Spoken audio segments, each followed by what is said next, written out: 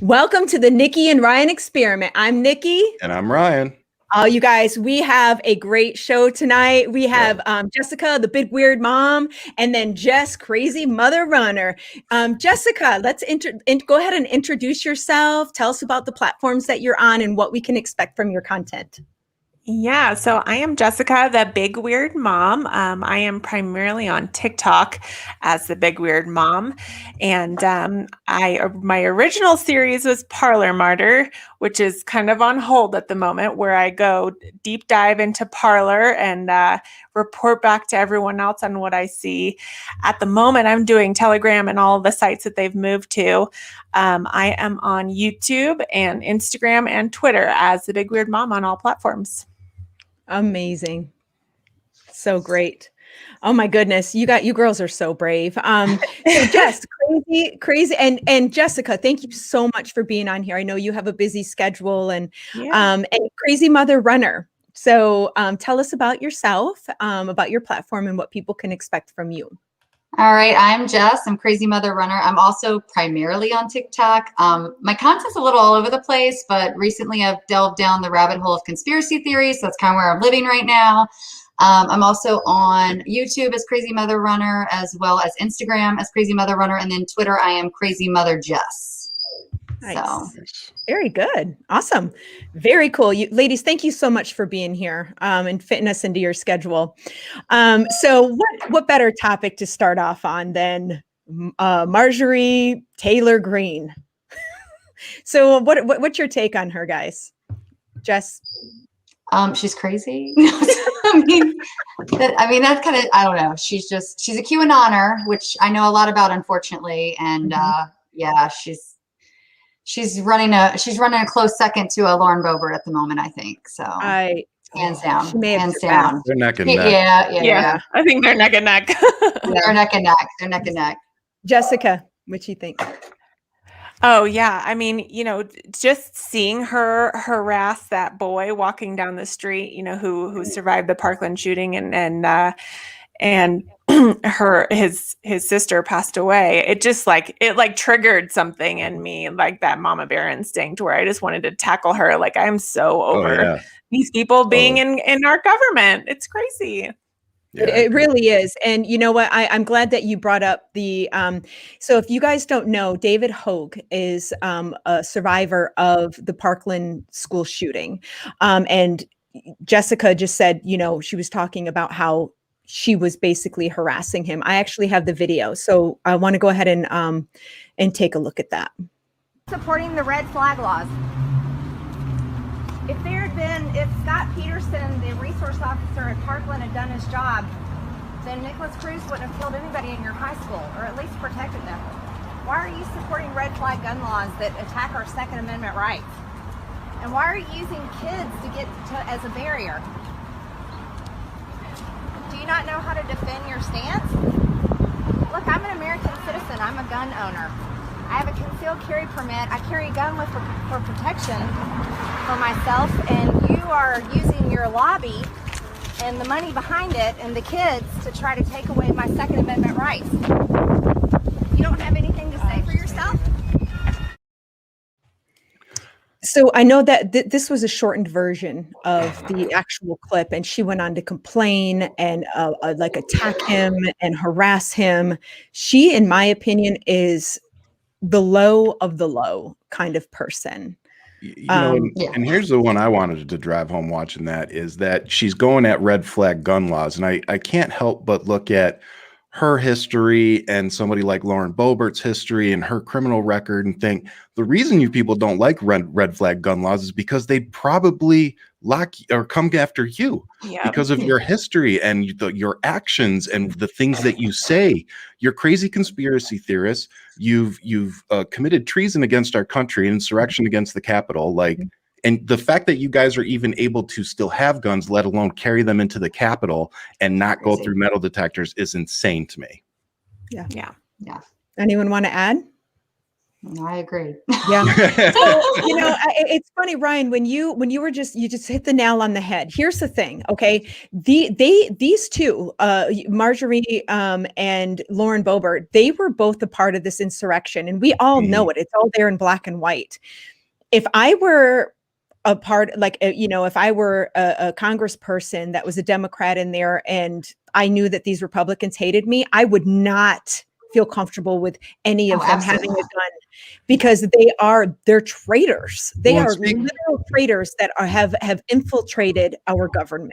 And speaking of, I'm glad you said that, because Alexandria Ocasio-Cortez at around 11 o'clock today, Ted Cruz retweeted one of her tweets saying, "I fully agree." And she retweeted that and said, "I'm happy to work with Republicans on the issues where there's common ground, but you almost had me murdered 3 weeks ago, so you can sit this one out. Happy to work with almost any other GOP that aren't trying to get me killed. In the meantime, if you want to help, you can resign." Amen. That was savage as all get out.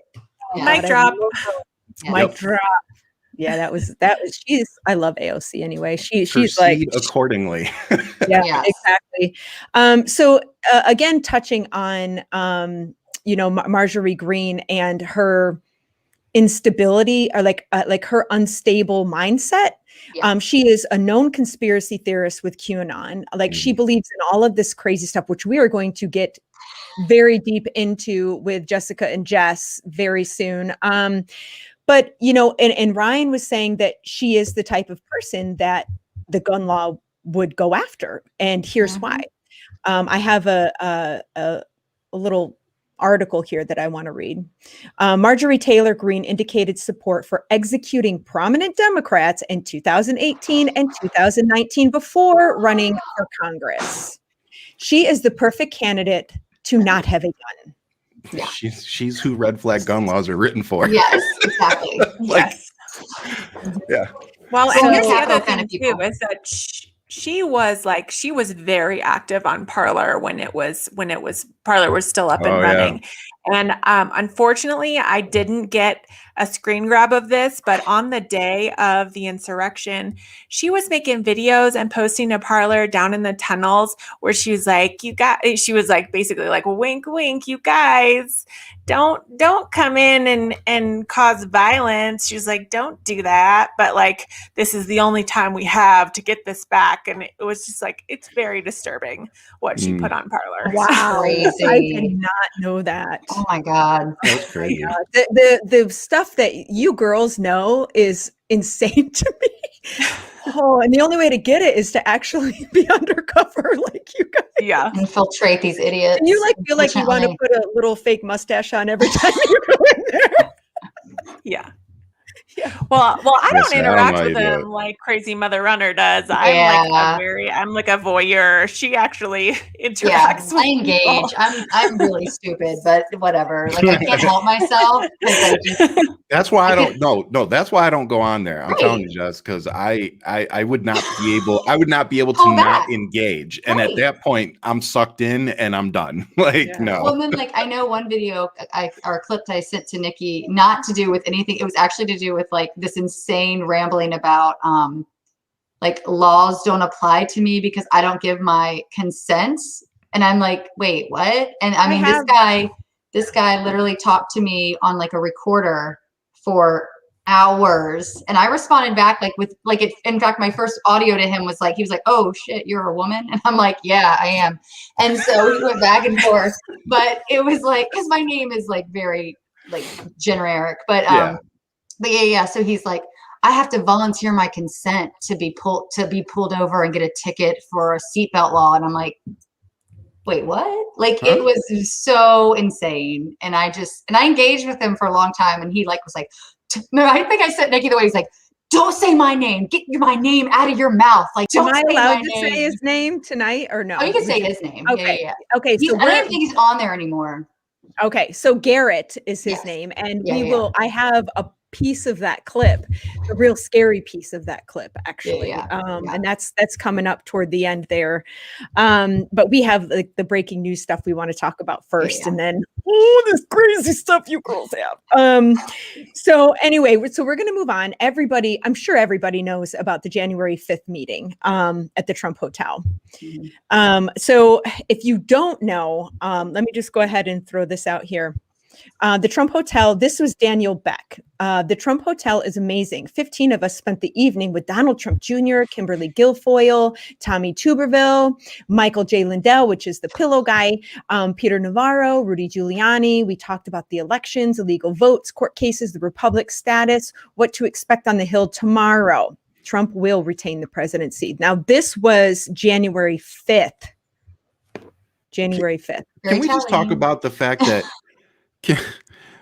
like you just went out there and said everything you said everything, everybody that was there, everything you guys talked about, like the fact that let's just forget about that. You're stupid enough to actually put that out there. But let's also talk about the fact that these people are doing this and nothing's happening.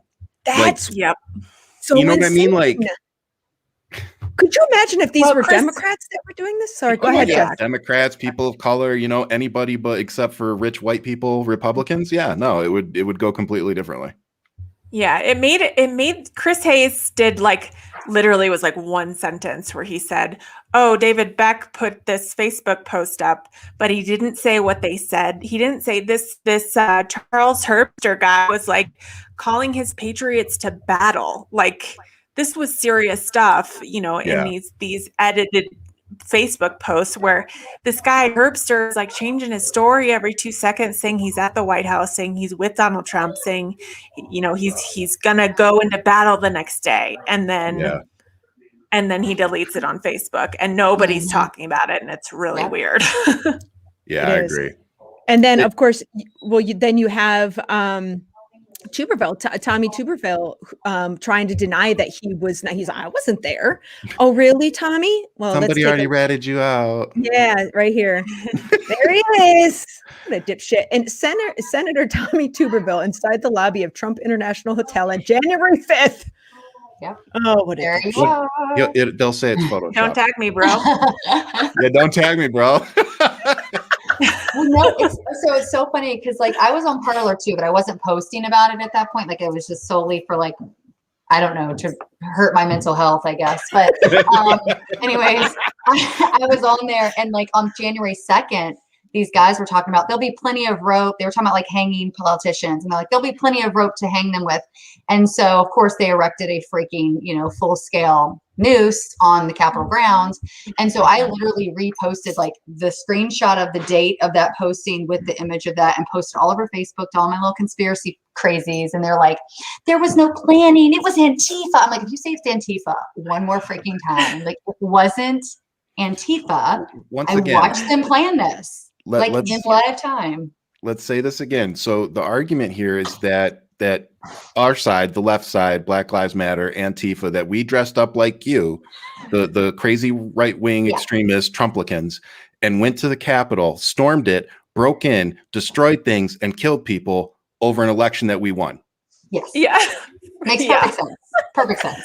Just, do I have that right? After they posted on Parler saying that they were going to for weeks and months leading up to exactly. I was going to say that. I knew Big Weird Mom saw that too, because I saw Proud Boys all over Parler going, we're going to dress up in all black, and we're going to be Antifa, and we're going to storm the Capitol, and we're going to get them to blame them. And I'm like, and then everyone's like, it was Antifa. Oh my God. They're just ridiculous. And I have been posting to YouTube a lot lately, and I posted a video about Adam Johnson, and he got arrested, and it was just it was a real nasty video. You guys know how I make them sometimes. Oh, the comments that I got. I bet. They were terrible. And they just kept saying, what about Antifa and blah, blah, blah. I don't know if you guys saw my video about how just this is what happens when you try and compare these two things. If you haven't seen it, watch it. But it was just it was ridiculous. And these people, there are so many of them that believe this rhetoric and these lies, Yeah. and they have gone down that rabbit hole so far that there's no coming back from it. And that's the scary part for me. It's not Trump. It's not, Ted Cruz. It's these people that follow them blindly and believe all their lies. Yeah. And I don't know if you guys noticed, a couple of days ago, I did a live on the day of the insurrection. I was live for like 8 hours, just reading Parler posts as they were coming in. Oh, wow. And somebody posted a map of the underground tunnels in the Capitol, and their username was AOC is a fascist. Like, hello? Holy cow. You need to let me know the next time you go live, girl. If you're reading Parler posts, I'll be like, I gotta join. I think that at this point we should seriously consider sending dictionaries and constitutions to everybody's houses. Yes. Honey, they have to be able to read, Ryan. That's what I was about to transition into. You kind of messed up my punchline. But yeah. I'm sorry. It's crazy. Oh, Ryan. I caught that F-bomb halfway out, so it doesn't count. Oh, yay. Doesn't count. My favorite meme from the insurrection day is the guy who's like walking down the street and he's wearing the anti-Antifa shirt, and it says, "Okay, now reduce your fraction." Oh my God. I didn't see that one. I didn't either. I'm gonna have to go find that one. That is like way too good. So here's my question to you guys, all three of you. What do you think? I've just kind of popped in my head. What do you think is going to happen with the intel that is coming in the future? Do you think anything's going to be done with like the January 5th? Do you think anybody's going to try and take it further and actually try and hold these people responsible? I hope so. I think Parler was hacked right before it went down, and they were able to get their hands on a lot of info, and it is taking a while to organize all of it, but it's going to be out there. It already is. You can already go to a website where you can watch each person. So each person who posted to Parler with the video, in timeline, and they have it organized by outside the Capitol, in the Capitol, and like around DC. Wow. And then in the time frame. And like, as soon as those names are released for which accounts those videos were associated with, I am absolutely sure that they're going to be making arrests based off that. I hope so. CNN posted some videos that they extracted from Parler. So I saw those on CNN the other night where they were like playing, and they said in the thing, it was like Parler videos. And there was actually a guy on one of my Parler Telegram apps that said they came and came and questioned him and arrested him and seized his stuff because he was listed. So I do think their FBI is taking action against these people that they got from the hack, because I think they got a lot of information from that hack, including deleted videos. So they're seeing the stuff that like got removed after the insurrection, and they're like, "Oh no, we know what you were doing." So I hope it comes to head. It's probably so much intel though. Like I don't even know if there's enough FBI. And that's like 80 terabytes. Yeah. And the other thing too, the FBI has come out and said that they've had like 300,000 tips in the last week or two. It's crazy. But they also Department of Homeland Security came out yesterday and issued a I don't want to say warning. I guess it was a terrorist warning. A domestic terrorist bulletin warning.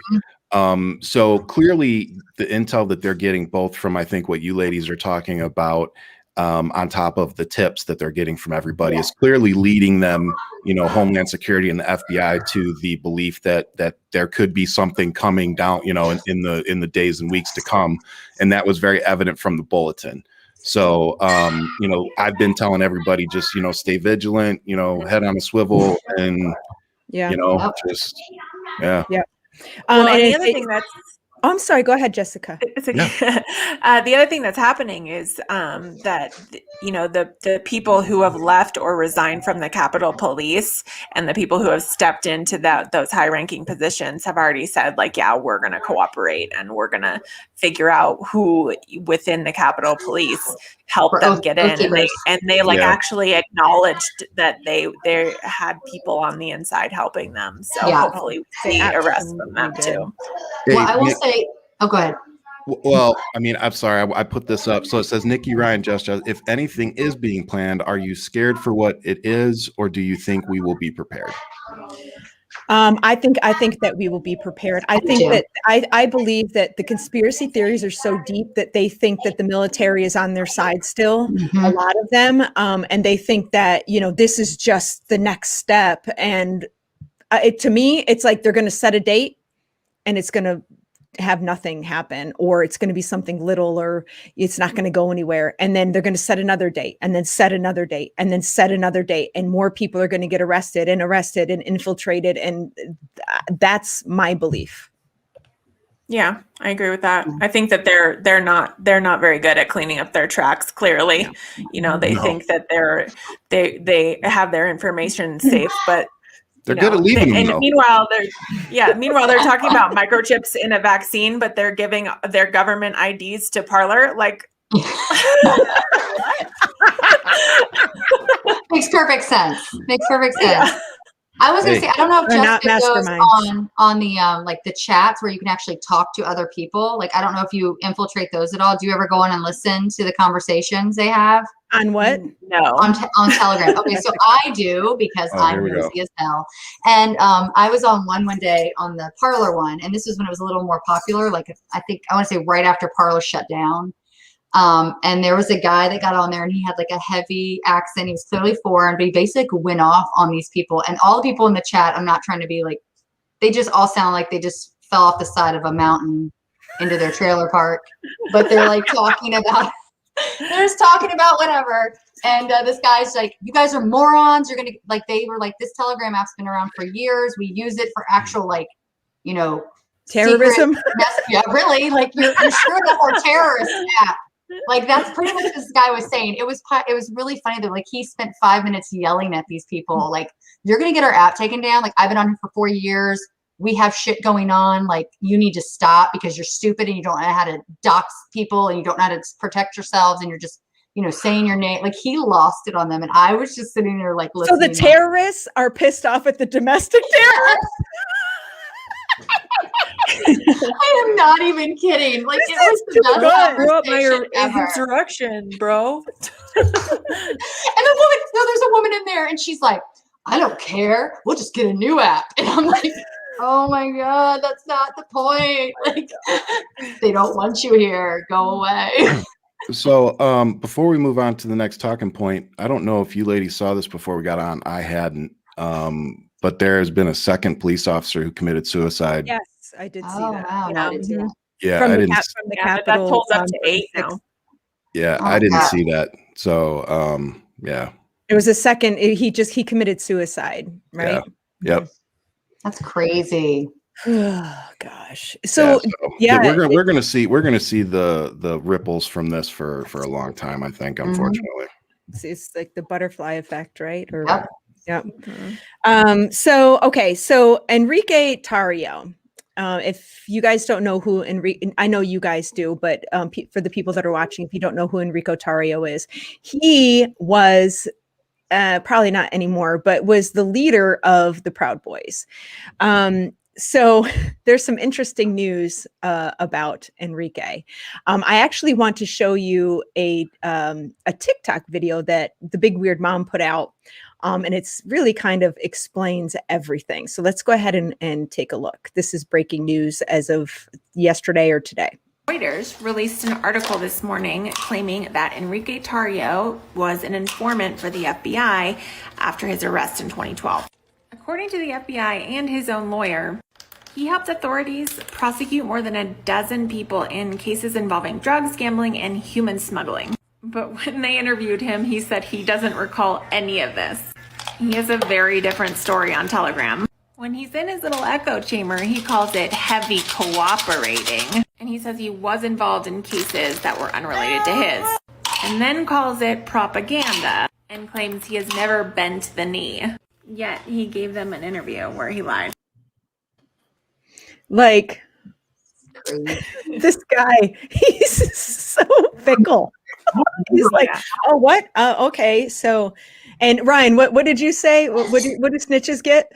Snitches get stitches. Yeah, and I said, I asked him, I said, hey man, let us know how that works out for you. Yeah. I don't think it's going to go well. Mm-mm. Jessica, did you find out anything else? Yeah, go ahead. I'm sorry. Do you know how awful you have to be to like, and how much trouble you have to be dropped as an FBI informant, first of all, and for them to like out you? Like, that's crazy to me. But yeah, it is like, it's almost endearing how like tender he is. Like any little thing, like, you know, I had said also, he's kind of turning on Trump now. He's like, you know, he's like, Trump abandoned us, so we're just gonna keep going on our mission, and this is what we're gonna do. And today I was checking his Telegram app. BLM actually found his address, and they went to his house, and they are like protesting outside of his house, and he's like basically live streaming all of it. Like he's like taking pictures of everyone's license plates, and he's like running all of them and like doxing people. And God. He uploaded like 150 photos of these people outside his house, and he's big mad. He's like, you know, I would be too. So here's the thing. Okay. I'm not fans of the Proud Boys. I'm not what they stand for is completely wrong, in my opinion. But at the same time, I can't sit here and say, don't go to Nancy Pelosi's house. Don't go to these people's houses and protest. Like, you can't do that. The law needs to take care of these things. And I feel that way for even these other people, like the law enforcement and, you know, FBI and the government need to take care of these things without. I mean, does that make sense? Like, well, I don't. Nikki, I've said that before. You know, we've had. Can't be a hypocrite. Well, exactly. And we've had, you know, here in Tucson, they showed up. They're trying to recall our mayor, and they were out there again today, by the way. You guys are silly. But they went to her house and were protesting the mask mandate. You know, they've had Nancy Pelosi's house, you know, and we, like you said, we've always said, don't do that to the Democrats. Well, don't do that to anybody. I don't want anybody showing up when I get into politics and I'm running. I don't want anybody showing up to my freaking house either. Yeah, exactly. You know, like let's keep it in the arena. That's not cool, man. Like let the justice system. I mean, even the justice system has been absolute shit lately. Yeah. Let them take care of it. Like no one. Like, it's just, I don't know. For me, leave this guy alone. He's been outed as an FBI informant. Showing up to his house, we have nothing to gain from that at this point. He's screwed already. Yeah, he's done. Well, so here's another question that I have about him, and how deep his goes, because he was, you know, not ironically, but like, I don't know the word I'm looking for, but he was picked up 2 days prior. He was in DC, and he was picked up on the 4th for burning a Black Lives Matter flag and from private property. I think it was a church, right? Yep. I think so. Yeah. And they picked him up. That just seems very coincidental to me that he wasn't there. The leader of the Proud Boys wasn't there at the insurrection for burning a flag. Like that's like, hey, okay, guys, I'm going to burn this. You come and get me, and then I don't have to go to the insurrection. That's what I see. Yep. Yeah. Well, I think exactly. I think that he knew if he, you know, whenever he goes to these big events, like people want to take pictures with him. Like he's very high profile. And I definitely think that he knew if he went, he was going to have all eyes on him, and he was for sure going to pick up like way more serious charges, obviously, or he was going to have to fall back and deal with the repercussions of being called a wuss, you know, saying, you know, oh, you talk this big game. Yep. And, you know, he said ahead of time that he knew he was going to get arrested, and, you know, he was probably just protecting his back, you know. I totally agree. Jess, do you have anything to add? No, I totally agree. And it's funny because they were defending, and I know Big Weird Mom probably saw this too. There was a handful of people on the Proud Boys Uncensored that were like defending him. Like, we don't know if this is true and blah, blah, blah about the FBI informant. And I'm like, y'all think he's dirty. Like, don't even play. Like, y'all are a little worried. So, and they definitely feel like Trump bailed on them. So who knows what they're going to do. They're kind of falling apart. I wonder what the Proud Boys mindset and like mental health is at this point. You know what I mean? Yeah. Not good. Did you take? Okay. And because I think that the Proud Boys do feel abandoned by the very person that incited their and grew their group. When, you know, during the debates, when Trump was asked to denounce white supremacy, and he just kept like kind of going avoiding the question, and well, who do you want me to? And Joe Biden's like, the Proud Boys. He's like, oh, the Proud Boys, stand back and stand by. And bam, just like that, they got so much national attention. And then all these people, their groups grew so exponentially. Yeah. And that is all thanks to Trump. That is Trump right there. Oops. Oh, real quick. Sorry, I clicked it on accident, but since it's up there, thank you, Natalie. I will let you know what office I'll be running for very shortly. So yes, Natalie, thank you. And I think, Ryan, you would be a fantastic representative or whatever piece of government you want to get into. You lay it all out there, bud. So the Proud Boys, let's talk more about the Proud Boys right now. They were established in 2016. Girls, Jessica, what do you know and what have you learned about the Proud Boys in your, I guess you're like kind of going down into the rabbit hole and finding out about all the craziness that's going on the right side? I feel like Jessica should take this because I feel like she's more. I feel like she's more in like, I've dealt with the extremists and the crazies more than the Proud Boys personally. Okay. Yeah, so, yeah, I agree. Okay. I think they are professionals at contradicting themselves. They are, you know. You can't fault them for being completely honest. They just put it all out there. They say, hey, listen, we are proud Western chauvinists. Like, we believe that women should be in the kitchen where they belong, and they should not be out, you know, doing things that men do. And they truthfully think that they are protecting the correct way of life, which is this whitewashed, you know, misogynistic, chauvinistic world. And, you know, I think that they turned on Trump pretty quickly. You know, that's the general consensus, whereas like QAnon is like, oh, it's coming on March 4th. You know, all this weird stuff. They still have the faith. Whereas the Proud Boys are like, nope, like, you clearly screwed us over. So we're going to keep doing what we're doing. But like, we don't need you anymore. Like, I kind of feel like I get that feeling from them. Like, we are such, you know, badasses. We're just, you know, we don't need Trump anymore, essentially. And, you know, I think that they have this, like, I've been talking about this a lot with like, that I call it like an apocalypse fantasy, or, you know, this Civil War fantasy, where like they really, really want to have the idea of this Civil War. And, you know, obviously when they get down to it, you're literally bringing shotguns to the biggest military in the world, and they're going to get shut down quickly if they try anything. So, but they don't get that. Like, they still don't understand that. They're still just like, yeah, we made it into the Capitol. So, you know, what now? Let's take over the government. Yeah. Yeah. You know, so the Proud Boys, like you said, I think that we were talking about this earlier, that they're not QAnon. They're not, you know, they're more, they kind of label themselves as patriots, like the Patriot Party.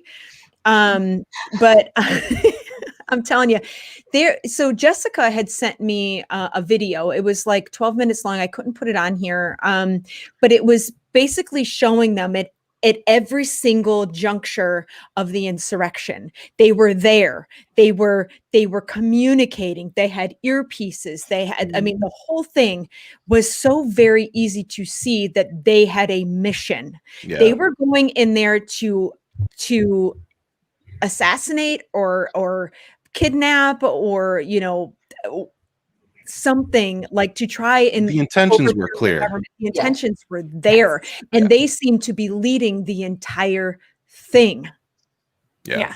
Yes. And they were giving orders on Parler as well. They were organizing on Parler. And, you know, like I said earlier, you know, this Joe Biggs guy, he leading up to the 6th, he made this video saying that he was going to frame Antifa. And I put it up on TikTok, and unfortunately it was taken down. It's still on my Instagram though. Where he said, you know, we're gonna infiltrate. You're not gonna know who's coming. We're gonna dress as Antifa and we're gonna frame them for this.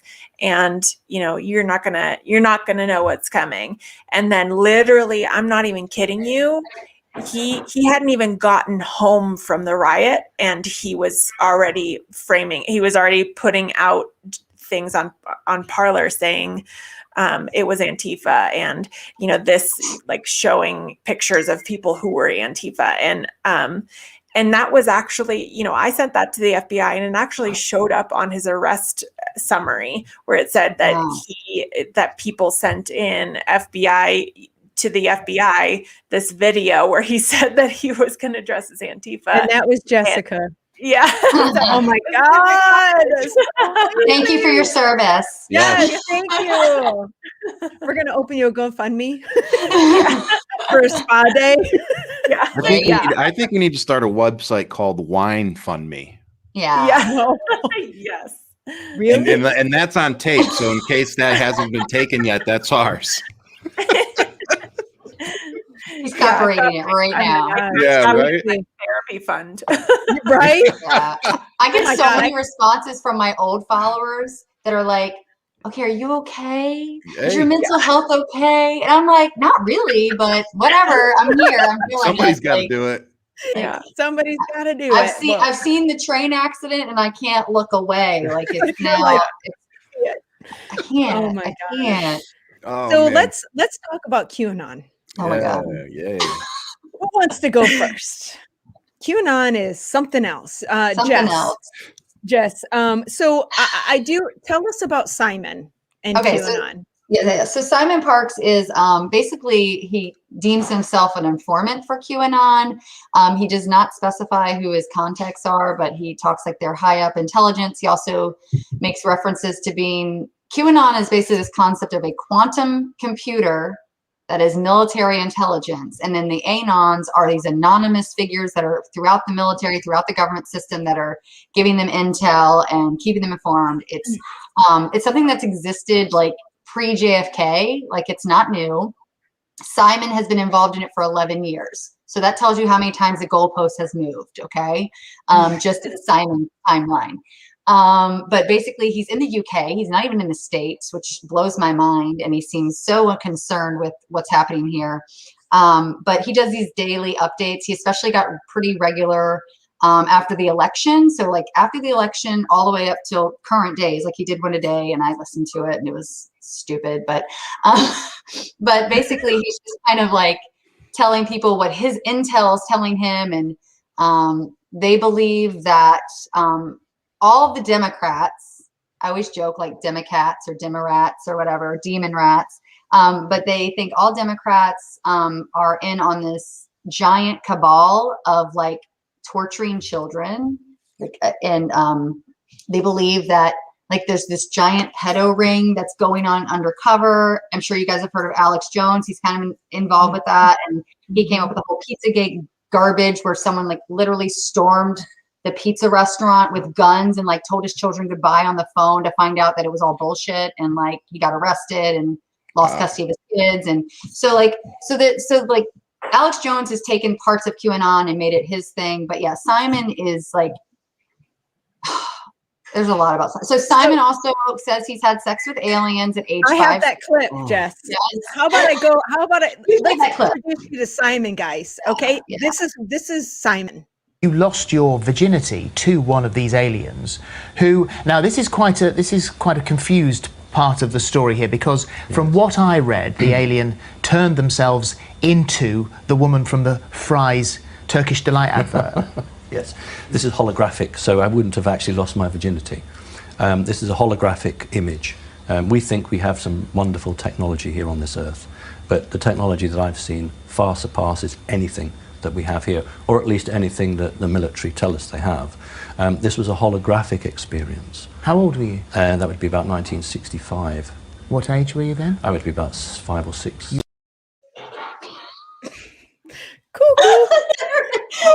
Right. There's also if anybody has like 3 hours to like waste, there are 2 incredibly great 2-part series where he goes into great lengths about his 9-foot alien mother that is his legit mom. His human mom wasn't his mom. Talks about the fact that his sex with aliens almost ruined his marriage and he fathered alien babies. It's amazing. I 10 out of 10 recommend. Like, I'm not even kidding. God. What a crack. Is this the head of QAnon? No. So one of his videos, and like I said, he releases a video and it's almost painful because they're always like 30 to 40 minutes long and a lot of it's repetition. So I feel like I like literally start taking notes when I listen to him because I just can't because it's so much repeat. But he had one recently where he was like, Q called me. I think it was Q, but Q called me. And I'm like, okay. I'm so happy for you. But he's just, he does mention that, yeah, right. He does talk about General Flynn, Michael Flynn, quite often. He considers him a very good source. So Flynn is a QAnon member. And what I learned about QAnon that was really interesting to me is, and why I think it's had so much credibility to these people, is the fact that it's 3 different groups. And I wish I had it in front of me, Tommy, but one group is actual prior intelligence. There's like 5 members at QAnon that consider themselves leaders in intel that have held intelligence positions with the government throughout the world.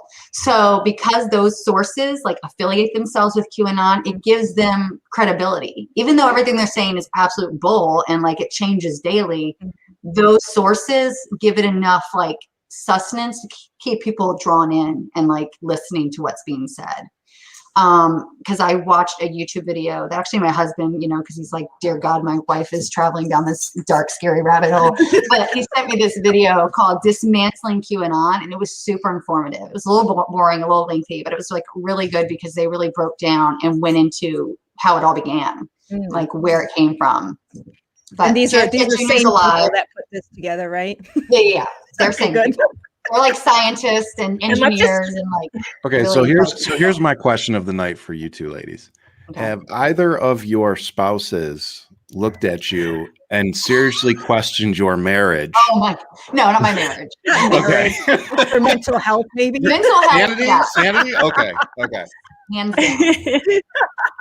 Yes, absolutely. I mean, my husband probably looks at me and questions my sanity before all of this happened, but there are times when I am I'll be reading him this long QAnon story and I'll look up at him and like I have to reaffirm that, I don't believe this, right? He's like, I don't know.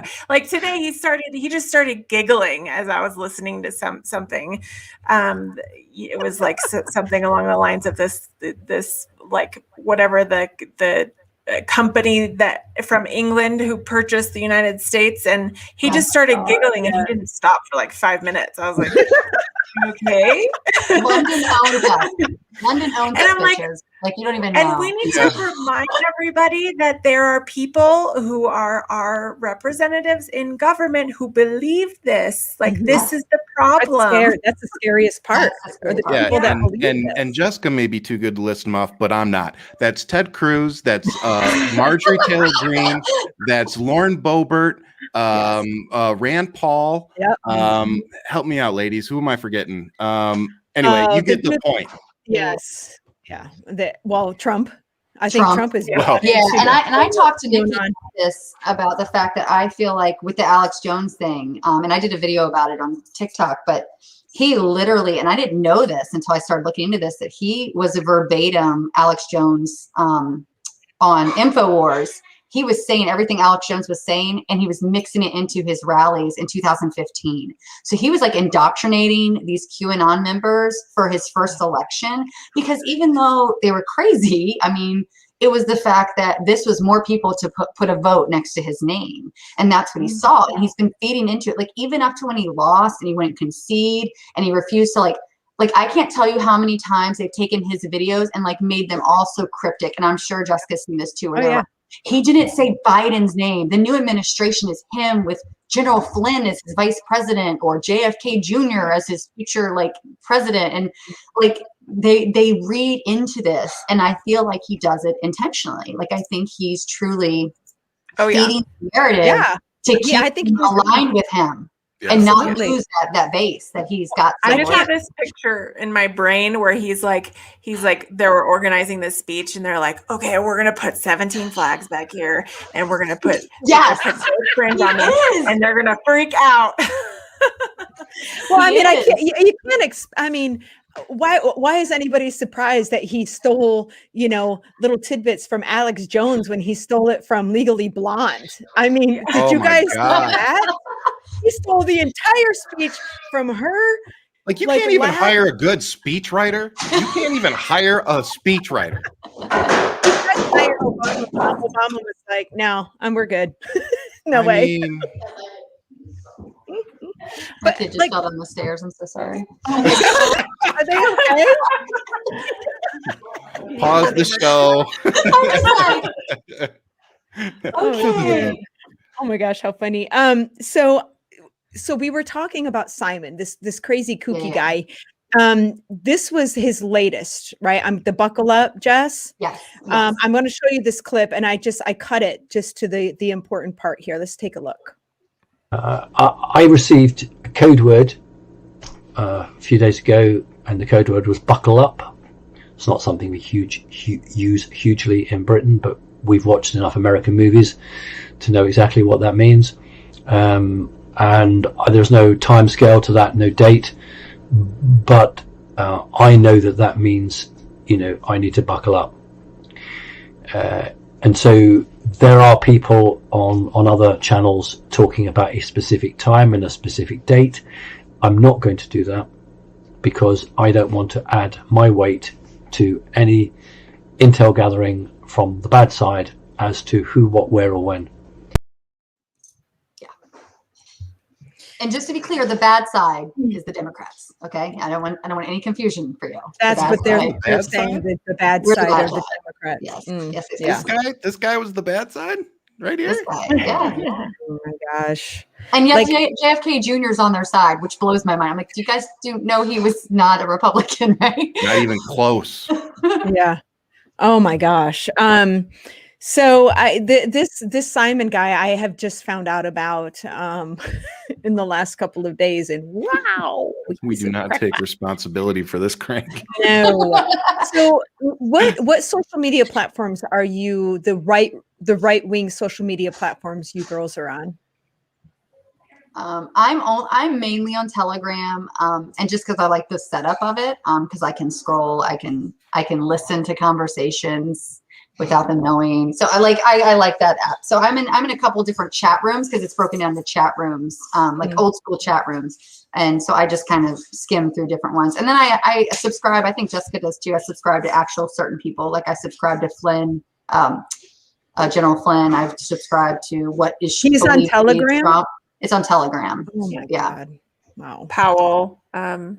Yes. Is Linwood on Telegram yet? Linwood is on Telegram. Yeah. I'm on. Oh shit! Right now. Sorry, Jess. Sorry. Go ahead. I removed her from the stream, but I put her right back on. I hit the wrong button. Sorry. I am on Telegram, MeWe, Gab. There's 21st Amendment, I think. I'm on TrumpSingles.com, which is very interesting. Wow. What else? I just kind of I try to dip my toes in everywhere, but I do agree. I think the majority of these crazies have gone to Parler or to Telegram, and that's where I get the majority of my info. If you want to like peep on what people who are like actually like verified users and people, people like Lauren Boebert, Gab is where you have that kind of higher profile, kind of almost like a Twitter like feel. But I do think that Parler, unfortunately, will be coming back in the next couple of weeks. Somebody's going to pick that up. A new platform or host or whatever. They're gonna find a new way to host it. And yeah. I'm also a MAGA book too. That's one too. MAGA book, Clout Hub. Yeah. But again, I just kind of like, I go in it every once in a while. It's not. I just can't believe the movement that has been built around this individual. Can I answer your question? I know it's not a question, but I'd like to say something. Is that okay, Ryan? I totally interrupted. Stop talking. Okay. I'm going to hear that later. But that's okay. So the reason why these people are like gathered around Trump is because Trump gave these people a voice. He gave them a platform. They liked the white supremacy. They like the feeling of being superior.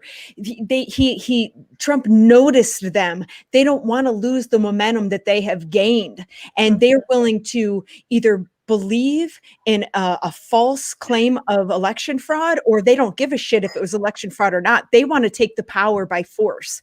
Either way, it doesn't matter to them. They like the feeling of white superiority. I totally agree with that. I'm just wondering where the Trump singles came in. Like it's not just about that. Like they're building a whole MAGA movement, like dating single sites. Like there's dating the farmer dating site, and then there's the Trump dating site. Like what's the difference? There isn't. What am I watching happen? Well, I think that, Trump taught them that, by repetition, he repeated his lies until they became true in his mind and his followers' mind. And he's moved on to you're being censored.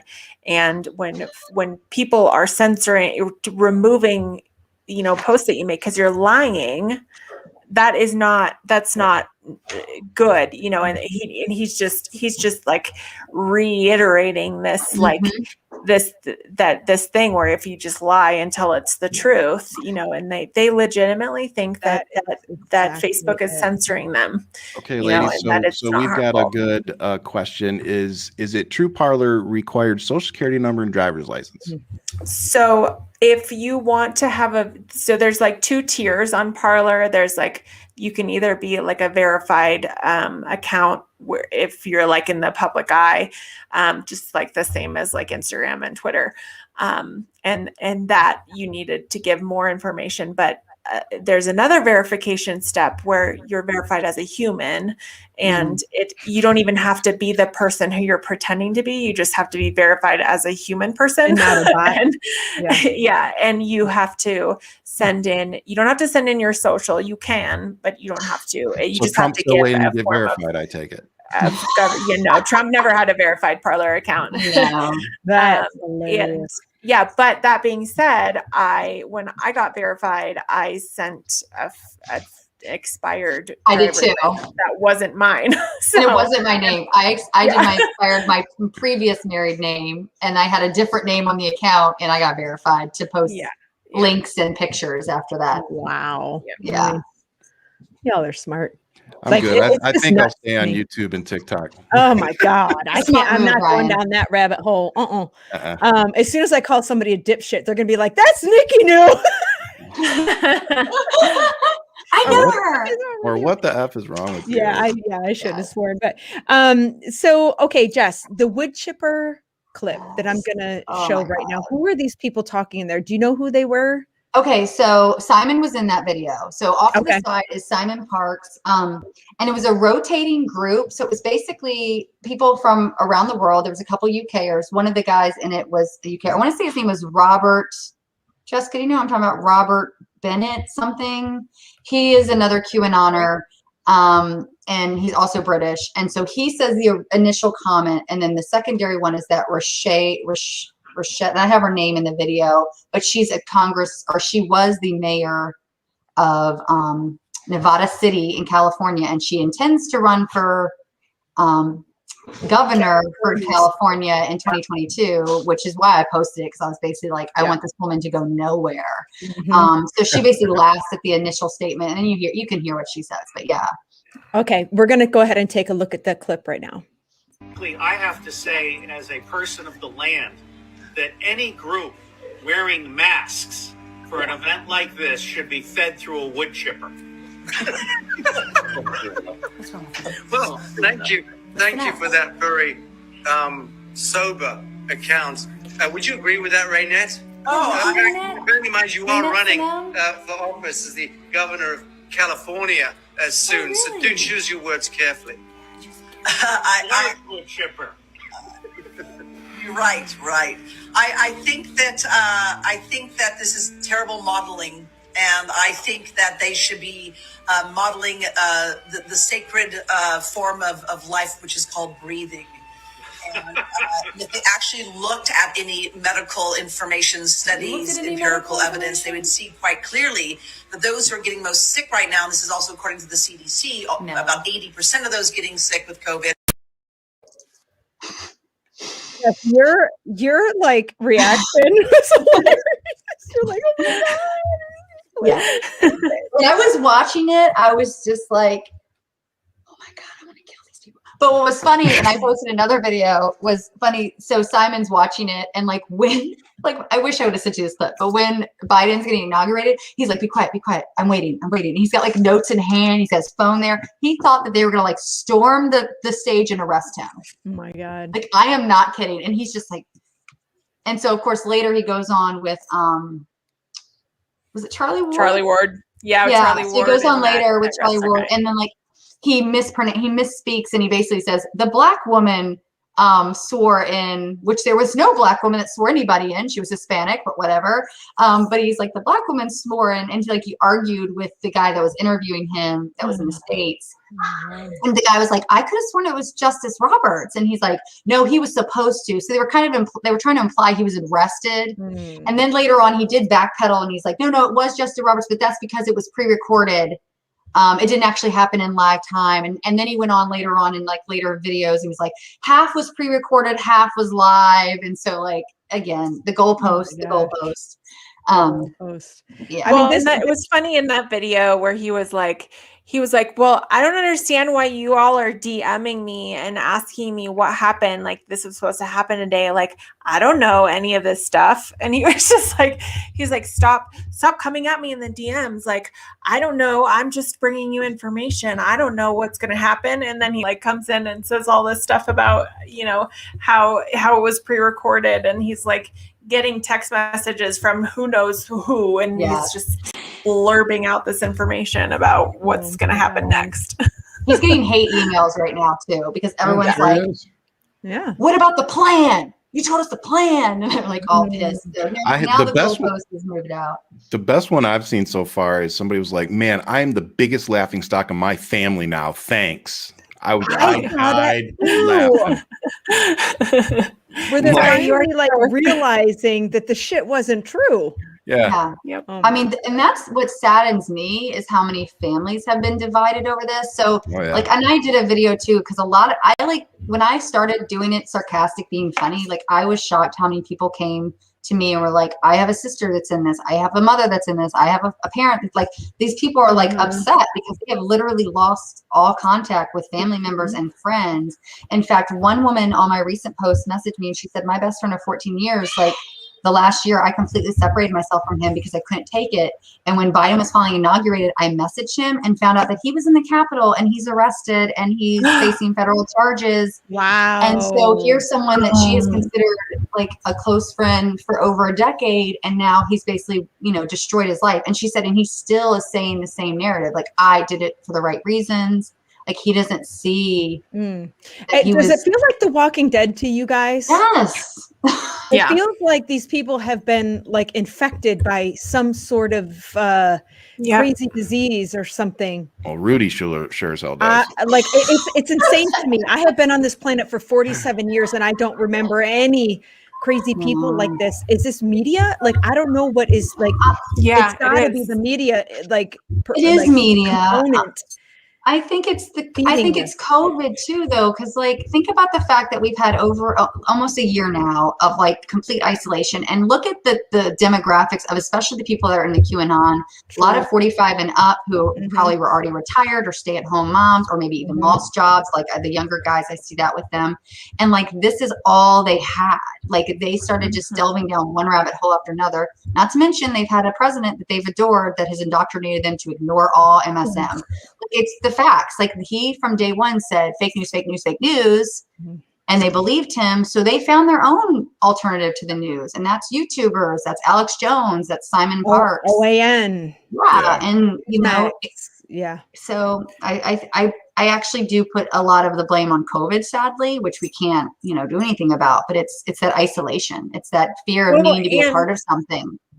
Yeah, and Trump totally politicized it because he knew that would be in his favor. And you know what? Like what I'm seeing now, I don't know if you're seeing this as well, is that the Trumpers and the people on Telegram are like, they're kind of going back towards like, oh, well, they're saying COVID, they're saying, oh, now that Biden is president, all of COVID is just going to miraculously disappear. And they're like, oh, CNN took the COVID death count off of their thing.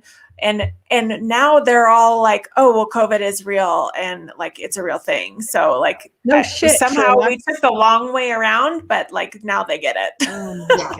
They're still anti-maskers though, and they're still like no vax. I literally want to punch people in the face when I see them, or they carry it like right here. They put their mask under their nose when they're walking around. And I saw the funniest meme. Ryan, I think maybe you posted it. I can't remember who it was, but it basically said that it takes a kid's potty training less than a year, or like it takes less time for a kid to be potty trained than it is for you mofos that won't wear your mask correctly and put it over your nose. Like, COVID's been around for a year already. It's quicker to potty train a 5-year-old. Was that you that put it? Yeah, it was you. Oh my God. Oh my gosh. Like it's time for you guys to put the mask on now. Oh my gosh. So there was something that Jess, Crazy Mother Runner, sent to me that. So apparently this guy Garrett, I want to show you guys this clip. It just kind of freaks me out a little bit about what he says in this. Garrett the Patriot, if you will, and he's followed by a lot of people, right, Jess? Well, so he was there's a separate Parler that I kind of happened upon called Parler Community. So it was like a smaller subsection that I kind of like clicked on by accident from the main one. And these people, again, they're not about the QAnon as much as they're about like being a good patriot, and they're not buying into the sit back and wait for the military narrative. So that's where he's kind of coming from.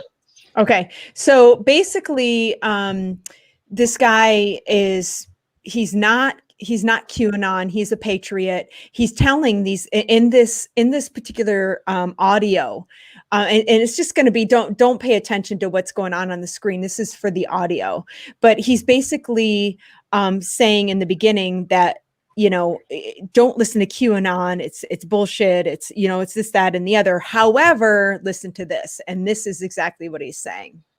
And you're going to be in a concentration camp before you can blink. We have what we know what needs to be done, which is go to your nearest politician's house, have a resignation in hand with 1,000 or 2,000 other patriots, go armed. This is what they did in 1775. No. Yep. No. Yes. No. Yes. No. That's exactly. Do not do that. Yeah. Don't do that. Don't do that. Oh my God. As a future politician, let me tell you, you show up to my house with a couple thousand people. Woo! It's about to get interesting. Like, but what a terrible message that is. It's a horrible message. It's a horrible precedent that is being set the last 12 months. I know it's happened before, but it really seems to have picked up steam in the last year or two of people showing up to politicians' private homes and protesting outside of them. And technology. And Nikki and I have been preaching this pretty much since we started this podcast. That's not okay. At least not from where we're sitting. That is not okay. I don't care what party you belong to. Don't show up to people's houses. I have 2 kids in my home. They don't need to experience or see that. And I'll tell you what, and I'm not going to show up to your home and do anything, that might do that to your kids and your family. So how about we, can we just all agree not to show up to each other's homes? There's a whole subset of people on Parler who push this, where there was a whole account that was dedicated to showing videos of these Trump parades out in front of like the Clintons' house, and they went to the Georgia governor's house, and like Lynn Wood like told people to go to the governor's house before the runoff election.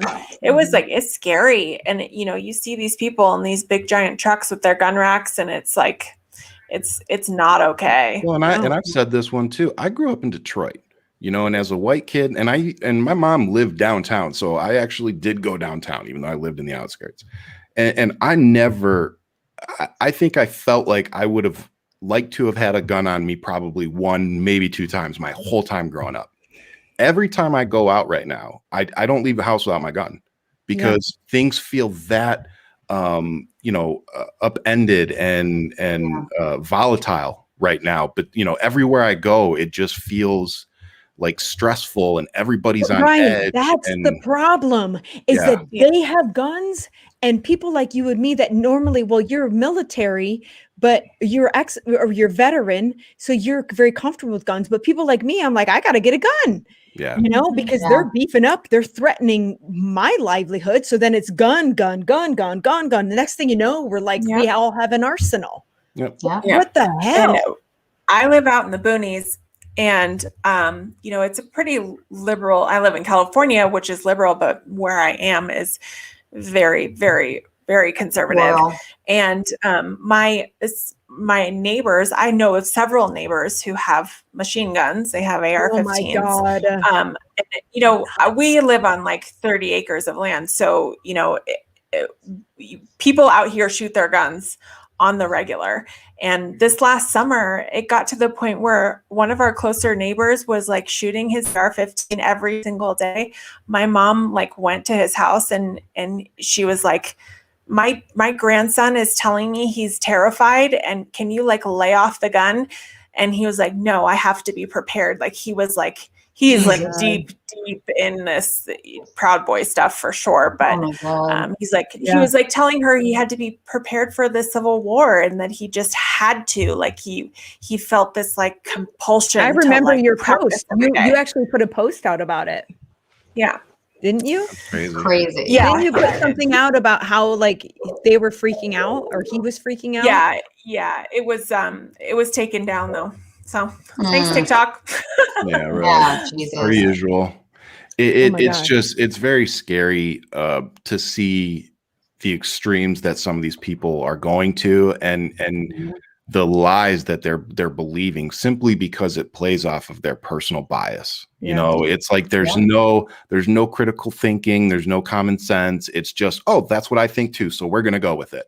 Well, it's crazy. It's not just believing, but it's perpetuating, and it spreads like wildfire, and they eat it up. Like they live in echo chambers. They're unwilling to do any research. They just take it for face value. But they'll tell you to do research. And all day, every day. Oh my God! Like seriously, it's like dig deeper. I mean, scratch the surface at least into what you're buying into, this whole mindset.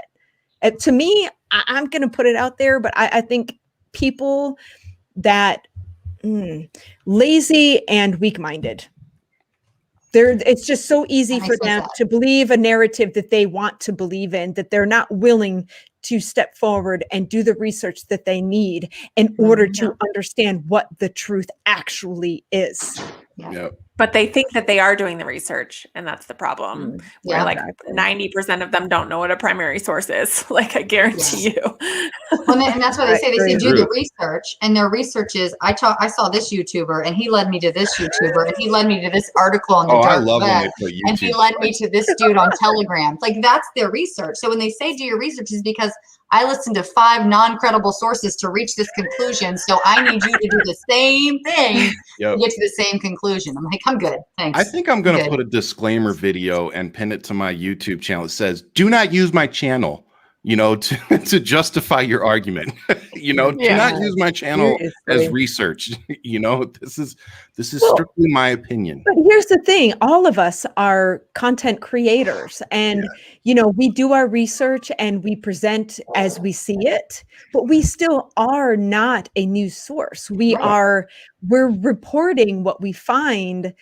You know what I mean? Like, an opinion, with our opinion twist on it. Yeah. Exactly. We're op-ed, I guess, if you will. Is that? Yeah. So it's like, but the same needs to be, I guess, examined on the other side and accepted on the other side, that, what you see from these other creators that you enjoy doesn't mean that it's, completely research. Although I do try and research as much as I can before I post something like you guys do. But oh my God. Did I miss something?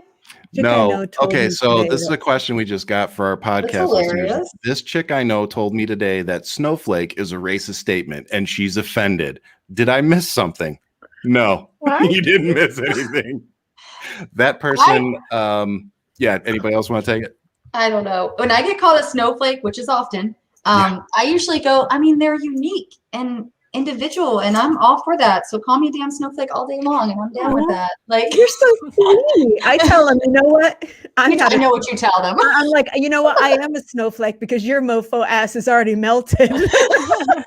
And I tell them, I said, I am a snowflake. I said, and my heart is, what did I say? I said, my heart's ice fucking cold. I said, and I don't give a shit. I said, so let's go. Something along the line. It was much better at the time, actually. But they got. What do you think it means? It's funny. Somebody commented, I don't know if anybody else saw this, but we are very much snowed in. We got like 7 feet of snow. Oh my God, you're so crazy. Somebody commented on my video. They were like, whoa, there's more white out there than at a Trump rally. Oh my God. Fair. Whoever said that, that's fair. I saw the video. Fair. Oh, really, like, I just love that the snowflake, insult has been completely flipped the script, and it's straight back on them, because that is exactly what they are. Like, they cannot handle it. One. Yeah. The sheep comment. I'm like, I didn't wear a mask at this rally because no one else did, but I'm the sheep. Yeah. I'm so confused. I'm like, I'm so confused. I'm the sheep that comes up to you and tells you, why don't you have a mask on? And I have an extra one in my pocket. Yeah, that's what sheeps do. And then I record it and put you online. Like, I just don't understand. It's this projection, right? It's people that aren't willing, like, they'll go into a store without a mask on just to be able to, make themselves feel powerful, or like they're doing something. But in reality, they're just a bunch of followers and cowards and traitors. And they're just projecting their stuff onto us, and they're upset because we do things like, read books and educate ourselves and research. And then we come on and we try to put it out there and educate. And then they just well, that's not right. That's fake news. You're a sheep. You're a snowflake. And it's like, no, I'm pretty sure those are all things you are. Yeah. Well, they're projecting, but I think Alicia Page hits this perfectly, and they think everything we read or use is fake news because Trump has made it fake news unless it's something they believe in. And he has said, okay, remember when he was all about Fox News and then Fox News turned against him after the election, and he's like, don't listen to Fox News. And everyone's like, oh, don't listen to Fox News. That's fake news. Or it's like, and then he'd retweet clips from Tucker Carlson and Hannity. Oh God. Those mofos. I mean, I am all on board with getting, Fox News banned from this country because they helped perpetuate the lies. They're still doing it. They still are. Of course they are.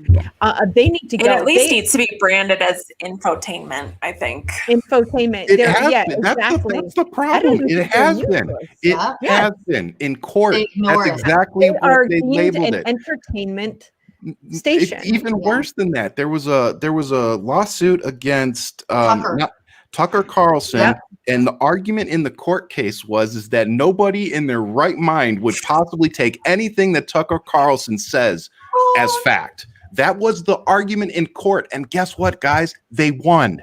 That argument won. Yeah, and yet they still listen to him. Like the brain and I show you that court document, and you guys go, "Well, that's fake news." If you have it, why doesn't mainstream media have it? You know, I have to tell you something funny here. I remember like just going off on a tangent. It was a couple months ago, and my husband's really smart. Like he's really, really smart. And I went off. I'm like, I don't get it. Why can't people like think and for themselves and like come to a conclusion? He's like, so you think that everyone has critical thinking skills? I'm like, don't they? He's like, no. Nope. I'm like, holy crap. What the hell am I dealing with? Yeah, it's pretty bad.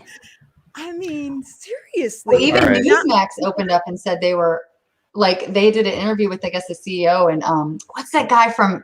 I love him. I follow him on Twitter, but he's heads up Peacock TV. He's one of their main like news reporters. Indian guy, Hindi, maybe is that his name? He interviewed the owner of Newsmax, and he was basically like, you know, you're like opinion news, right? Like you don't report facts. He's like, well, we just give the public everything and let them decide what's true. And I'm like, so you throw shit against the wall and you let them decide what's going to stick or not. I'm like what? That's not news. Like, and he openly admitted it. He openly admitted that he takes funds from Republican Party candidates. God. Yeah, like so. There's no. It's a joke. It's a joke. Oh, Vicky, you're screwed. You ain't wrong, Vicky. You ain't wrong. I don't think we're screwed. I think we just have some work to do. But at least now we know, you know, we see a majority of the loopholes that we have to close now. You know, we see the people that are truly a threat, you know, not just to our democracy, but literally a direct threat to our representatives in Congress. Yeah. And I think, you know, that tweet I read at the beginning of this episode, I think that should get a lot of people's attention. You have a young female member of Congress who literally just tweeted out that she felt like people wanted to murder her a couple weeks ago. And it was a member of the Senate, Ted Cruz. Guys, that is not okay. Just like we've been talking about, don't show up to a person's house. It is not. Public service should not equate to death threats and threats against somebody's totally family. Agree. Period. I don't care what party you're in. You know, as much as I despise Trump, I still don't think that people should be giving them death threats or whatever. We can criticize, we can point out all their faults, we can do all that, but there needs to be a line. And and when you have young female representatives like AOC sitting in there literally afraid for their lives and afraid to show up to work, and then you have other reps like Lauren Boebert and Marjorie Greene demanding that they have to demanding that they be able to carry their gun on the floor and not go through metal detectors like the high school kids do. It's infuriating. It is. And I did that without cursing. Thank you, Ryan. That was a great, you know, very PG-13 gold rant. star. Thank you. Thank you. I saw a question up there. But seriously, I don't know about y'all, and like, I honestly feel like everything feels so different right now. Like with everything since the insurrection, it feels like all the pus has come to the surface, and they're just like. Just spewing, and it just feels so alien to me. It feels so strange, and how do these people believe this stuff? Like they were always there. It was perpetuated. The mindset was perpetuated. But like, what is our country doing right now? Like, I don't understand how many people. I can understand small groups of people believing this stuff, but this is like thousands. Like tens of thousands of people that believe this. Millions. It's millions. Millions. Yeah, I agree. That's so scary to I'm going me. to tell you, Nikki, I think in a really weird way, you know, and I hope I don't catch shit for this, but like it feels to me like this is our civil rights movement right now, or that we're heading into, you know, a new age civil rights movement. Yep. Because like a country civil rights, like as a whole. well, yeah, but also again, you have people of color, you know, where the Black Lives Matter movement is a civil right movement, you know, and really, I think what's about to happen, this is what I think needs to happen, is that, you know, we have these positive movements, you know, and we need to start bringing them together, you know, build upon the Black Lives Matter movement and turn it into a true civil right movement, because these people, these representatives are clearly attacking people's civil liberties and rights. You know, whether it's through healthcare, whether it's through a police reform or whatever, you know, like I really think what you just said, yeah, we need to be seriously looking at that. It feels to me like that's what this is, and it's coming to a head. It feels like a pimple that's just like finally festering up to the surface, and something needs to be done. It needs to be dealt with, you know.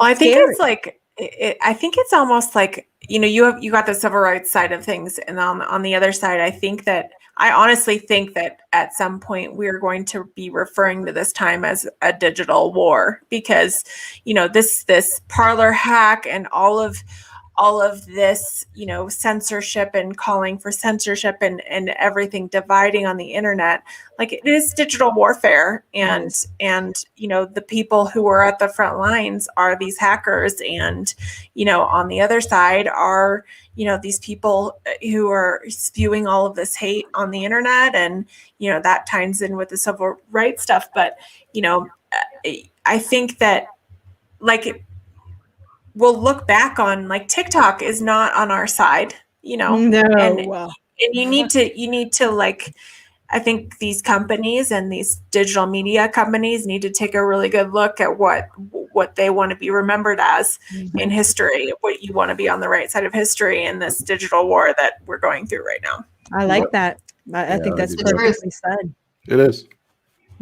And to just piggyback on that real quick, you know, that's the same with the military. Like it's all digital now. It's not sending, you know, 200,000 troops over to some country. It's sending 3,000 troops and a bunch of air support and cyber support, and, you know, like Jess said, it's totally shifting. Everything is shifting. But, you know, and we saw it in the military. I think maybe even a little bit sooner than we saw it out here. You know, we saw that shift coming.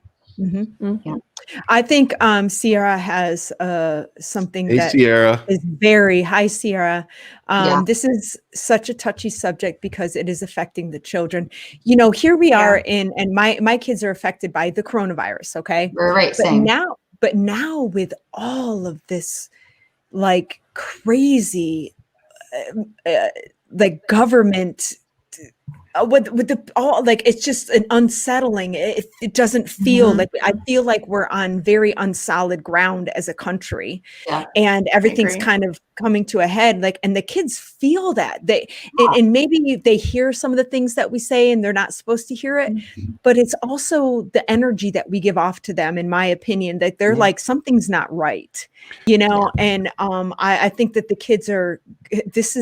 I feel like they are living through some sort of, and Jess, you said it, and Jessica, you said it, is like a cyber war. I mean, it's literally a cyber war we're living through right now, of people, the cyber attacks to not just, you know, our military or our government, but to our American people. They target people and feed them the information that they want to hear, and then they just keep feeding and feeding and feeding. Facebook was doing that. And it. Yeah. I mean, it is. And you know, I know for us personally, Sierra, being able to keep the kids home, as much as it's driven us crazy in terms of the homeschooling, you know, we've been, you know, there's the fortunate side of us being able to kind of shelter the kids from most of what's political going on. climate. For the last year, the kids have barely gone out of the house. You know, I think my kids have worn a mask 3 times, you know, because we don't take them into the stores. We don't, you know, but again, I have a wife, so I can go do the running around while she stays home with the kids. You know, I know single parents don't have all that, you know, I get that. But you know, it's just the kids.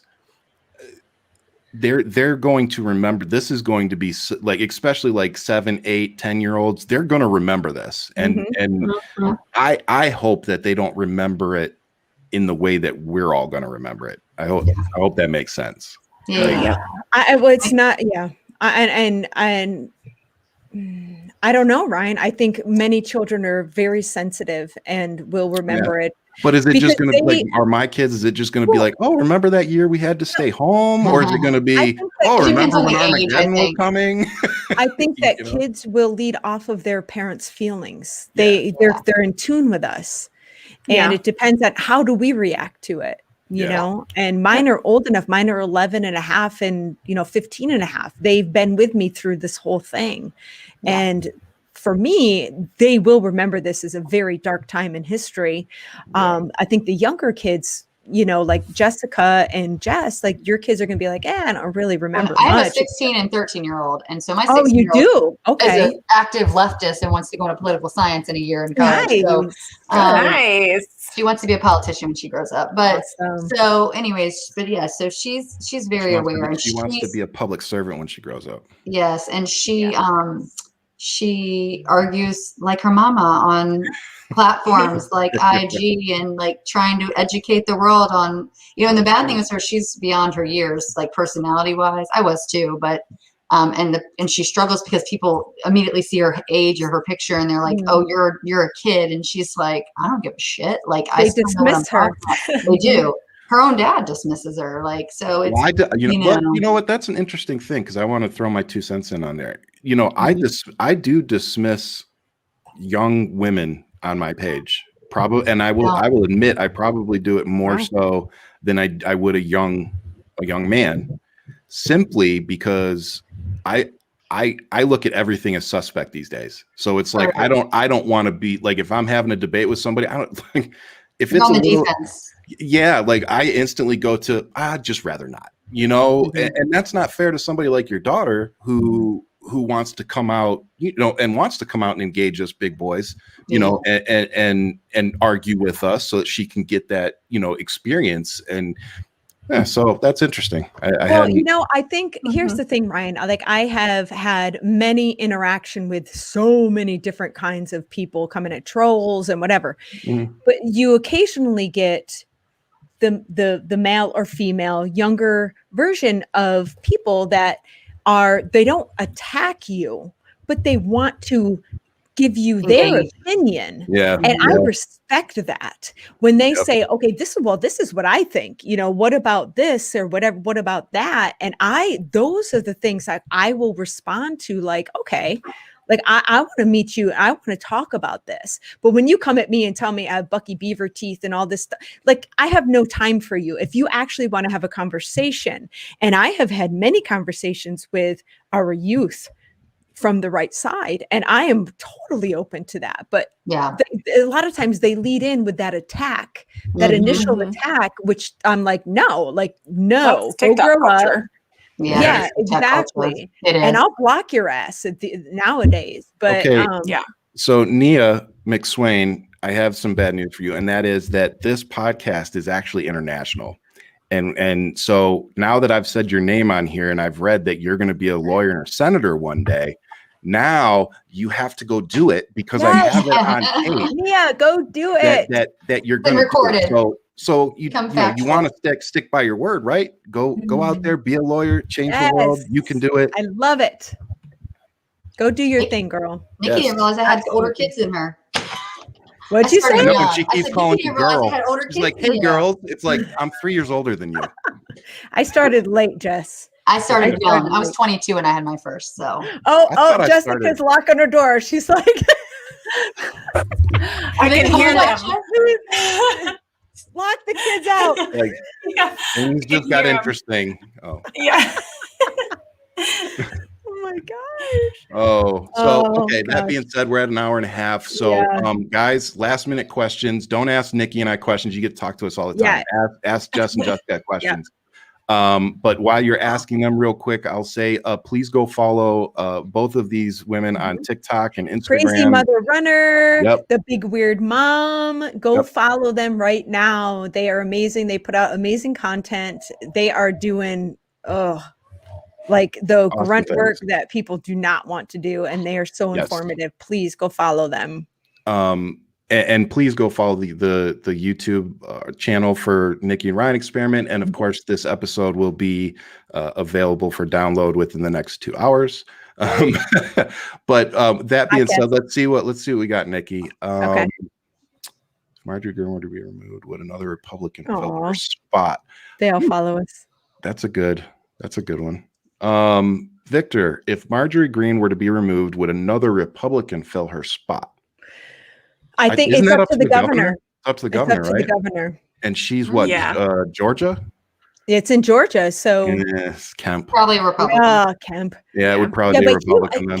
Kemp hates Trump now, right now. Yeah, but he's still a Republican. Still Republican, but I don't think he would put. There's a difference between Republicans and Trumplicans. If you put a Republican in versus a Trumplican, there's a complete difference, in my opinion. Yeah, totally different. Republicans are like Stephen Schmidt and Michael Steele and people like those are true Republicans. Mitt Romney.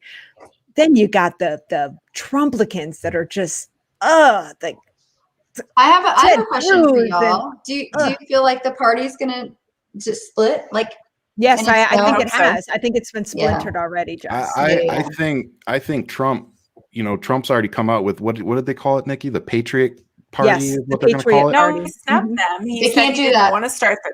Yeah. Yep. He said that he just didn't want to. What? Well, I'm sorry. Say that again. I didn't hear it. What did he say? Trump said he didn't want to do the Patriot Party, which is why the Hitler Party. It's the Hitler Party, isn't it? Yeah, it's the Hitler Party. It's the Fourth Reich or whatever.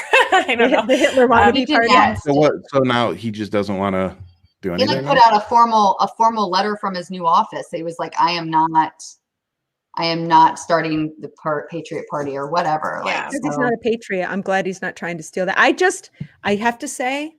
I have my flag out and I hung it out for the first time in 4 years. Oh, we did too. I did not want Biden was inaugurated. We hung it out. Yep. Vicky, we need 12 senator votes for impeachment. I hate to break it to you. I don't think it's going to happen. It's not. It's 17. It's actually 17 votes. 17 Republican senators. They're not going to get 12. They're not going to get 17. No, it's not going to happen. However, if they can vote 2/3 to stop him from ever running again, yes. And if that doesn't happen, I know they don't need 2/3 going on behind. No, they only need 50% majority vote for that one. But so I thought that. But I don't know if that's actually correct. I reported that, but in reading in depth, I think that they needed 2/3. If he loses the impeachment, I think they might need 2/3. Maybe I'm wrong. Somebody please find out for me. I hope I'm wrong. I hope it's only 51%. I really do. Because I had heard both. Okay. So Mark asks, aside from moi, have either of you ever thought about running for office? I have, just because I hate McClintock so much. Right.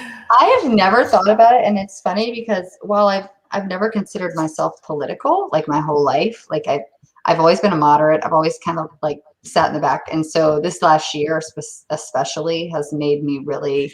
Like I joke all the time, but I'm like, the last 3 months I've learned more about the judicial system, the Constitution, the way things happen than I ever did in my entire adult life, which I love. And then again, my daughter is into political science and a leftist. So she kind of, she educates me a lot too, which is nice because she's seen it from a different viewpoint. She's seen it for herself in the future. And so I could consider it. For me, I don't think so. I don't. No, I like doing my political stuff here, like on media. But I like Victor's question, Victor Castillo. Thank you, Victor, for being on here and supporting us. I think that a Trump will run in 2024. I don't think it will be.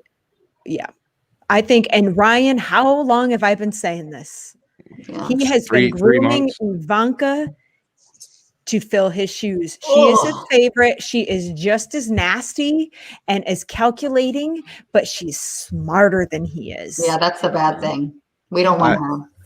You know, and that's where I think that a lot of these politicians, both Democrats and Republicans, really screwed up, because by not roasting this family, you know, not just Donald Trump, you had stuff on all these people. We had enough that we could have made sure that these people never could have run for office again, never could have run a nonprofit organization again. But they just kept getting, you know, pass after pass after pass. And it's just, so now, yes, I think Ivanka absolutely has a shot. Absolutely. I don't think we can write her off. Ivanka for Goya.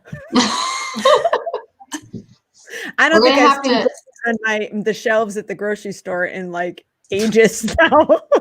Well, we need to push like for the Georgia Senate runoff race, like worldwide or nationwide when that 2024 comes along. That's all I gotta say. Yeah, she wants to run for senator and or governor or senator. She wants to run for senator or governor of Georgia. Who?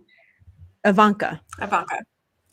Of Georgia? I haven't heard either of No. that. Or not Georgia, Florida. I'm sorry. Florida. Yeah. Against Marco Rubio.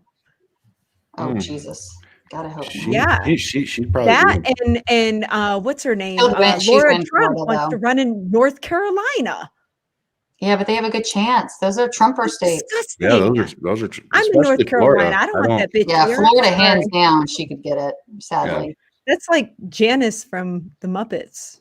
I made that. How they ignore how like the money aspect. Like I always love when I have conversations about people saying they're anti-establishment. I'm like, they're the most non-anti-establishment people in the world. Like they're anti-government in the sense that they never actually ran an office, so they're uneducated in the political side. But to say they're anti-establishment, it's a joke. It's like, no.